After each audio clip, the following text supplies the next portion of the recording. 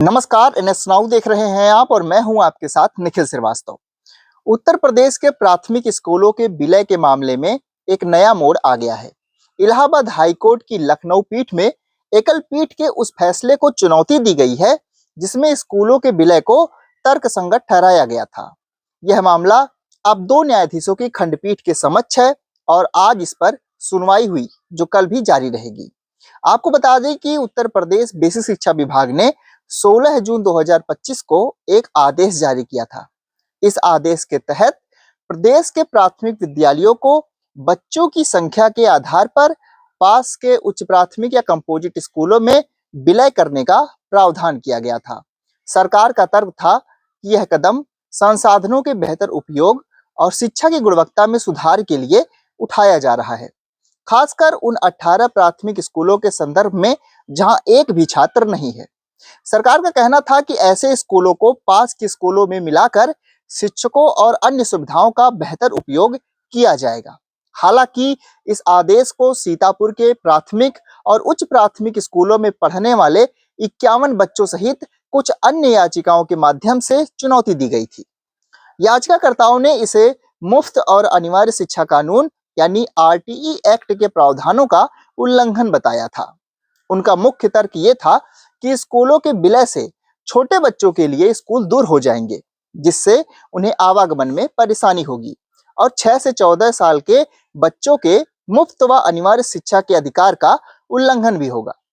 आपको बता दें कि बीते 7 जुलाई को न्यायमूर्ति पंकज भाटिया की एकल पीठ ने इस मामले में राज्य सरकार को बड़ी राहत दी थी। एकल पीठ ने प्राथमिक स्कूलों के विलय आदेश को चुनौती देने वाली दोनों याचिकाओं को खारिज कर दिया था। इसके बाद 10 जुलाई को भी इसी मामले में दाखिल एक जनहित याचिका को भी खंडपीठ ने खारिज कर दिया था। आपको बता दें कि एकल पीठ के इसी फैसले को अब हाईकोर्ट की लखनऊ पीठ में मुख्य न्यायमूर्ति अरुण भंसाली और न्यायमूर्ति जसप्रीत सिंह की खंडपीठ के समक्ष विशेष अपीलें दाखिल कर चुनौती दी गई हैं। याचिकाकर्ताओं के अधिवक्ता गौरव मल्होत्रा ने बताया कि पहली विशेष अपील 5 बच्चों ने और दूसरी अपील 17 बच्चों ने अपने अभिभावकों के जरिए दाखिल की है।